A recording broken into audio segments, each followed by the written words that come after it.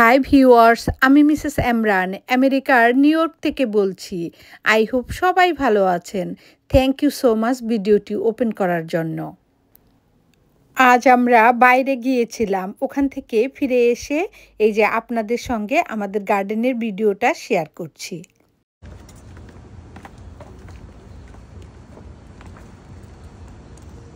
এই তো আমরা এই যে আজকে আমাদের গার্ডেন এত সুন্দর কিসের জন্য গার্ডেনটা শেয়ার করব, আর হলো এই যে গার্ডেনের ওনার তো ওই যে আমরা যে লিকুইড গাছে কি ইউজ করি জৈব সার, ওইটা আপনাদের সঙ্গে শেয়ার করব, দেখতে থাকুন।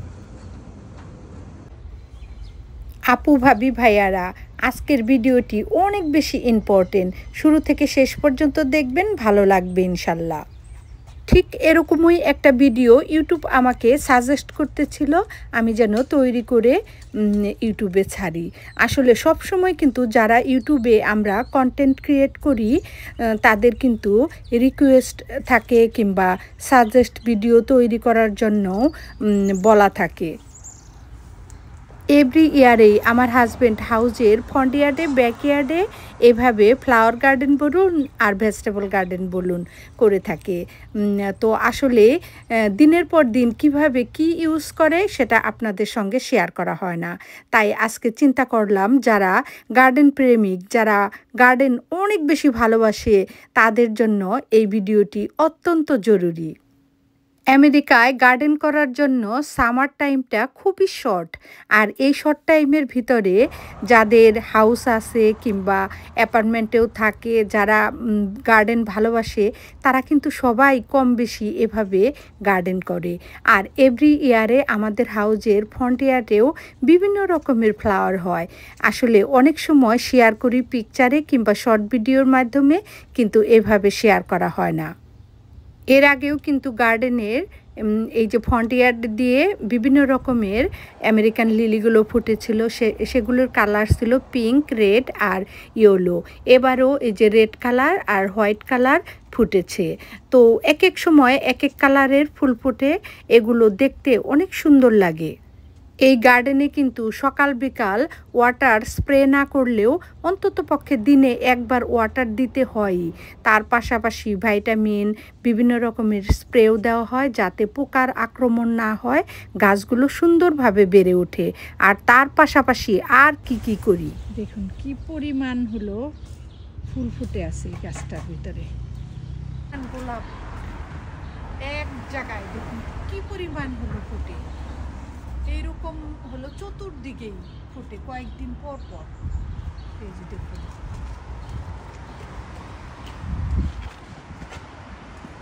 অনেক বড় গাছটা।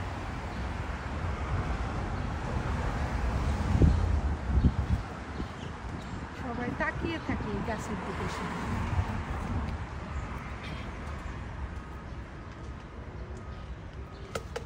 এই গোলাপ গাছে তো কাটা, আমি আরো হলো ক্লোজ টু যেতে পারি না।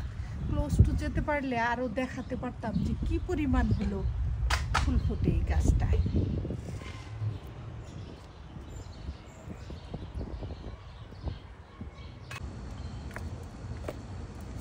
আমি আজকে আপনাদের সঙ্গে শেয়ার করব আমাদের গার্ডেনে এত সুন্দর সুন্দর প্ল্যান্ট কিভাবে হয়, আর হলো অনেক ফ্লাওয়ার হয়।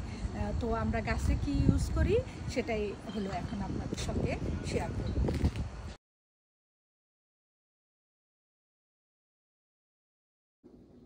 এই যে দেখুন ভিউয়ার্স, গার্ডেনের প্ল্যান্টের জন্য প্রতিদিন এই সমস্ত আপনি ব্রেকফাস্ট থেকে এগের খোসাগুলি ফেলে না দিয়ে এভাবে জমা করতে পারেন। যে কোনো ফ্রুটসের খোসা, যেমন ওয়াটারমেলন নিয়েছি, টমেটোর হলো নিয়েছি, ওই যা কাটি আর কি ভেজিটেবল, আর এখানেও বিভিন্ন রকম ভেজিটেবলের হলো খোসা, তারপর গাছের পাতা আর এই যে ব্যানানা পিল, এগুলো ফেলে না দিয়ে আপনি হলো কম্পোস্ট বানাতে পারেন।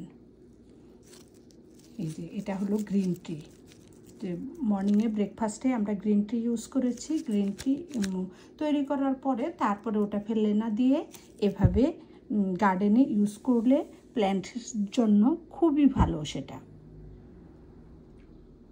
এগুলোকে আপনি এরকম ছোট ছোট পিস করে কিংবা এভাবেই গাছের চতুর্দিকে একটু মাটির নিচে দিয়ে দিতে পারেন। ওটাও জৈব সার হিসাবে খুবই ভালো হয় গাছের খাবারের জন্য। কিংবা এগুলোকে ব্লেন্ডারে ব্লেন্ড করে আপনি সেটাও হলো লিকুইড হিসাবে ইউজ করতে পারেন। তবে আমি আজকে দুটোই দেখাবো, আমার সঙ্গে থাকুন, দেখতে থাকুন। যেদিন যেরকম ভেজিটেবলের পিল বের হয় কিংবা ফ্রুটসের খোসা পিল বের হয় সেগুলি ফেলে না দিয়ে গার্ডেনে আপনি এভাবে ইউজ করতে পারেন। যে জুস তৈরি হয়ে গেল, আর বাকি সাকাটা এই যে আমি কিন্তু এভাবে এই যে নিয়ে নিলাম, এটাকে ফেলে দিব না, এটাই ইউজ হবে গার্ডেনে। এই যে দেখুন, এই যে লিকুইড, এটা হলো ওই যে সব খোসা দিয়ে সব ভেজিটেবল দিয়ে তৈরি করা হয়েছে। এটা গার্ডেনে দেওয়ার আগে সব সময় এটা এইভাবে শেক করতে হবে, যে এইভাবে শেক করে নিতে হবে, তারপরে হলো গাছের গোড়ায় দিতে হবে। এই যে গার্ডেনের অনার, আমি ওনাকে দিয়ে দেওয়াবো যে সব সময় কিভাবে দিচ্ছে। এই যে দেখুন কিভাবে গাছের গোড়ায় কিভাবে দিচ্ছে।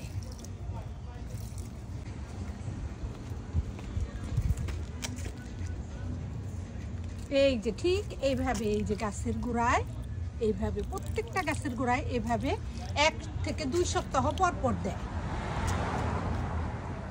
আর এই যে বাকি যেটুকু আছে এইটুকু দিয়ে দিবে।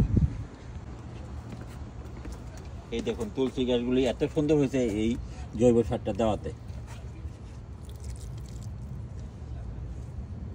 এই যে এত ফুল আমাদের গার্ডেনে এর আগেও আপনাদের সঙ্গে শেয়ার করেছি।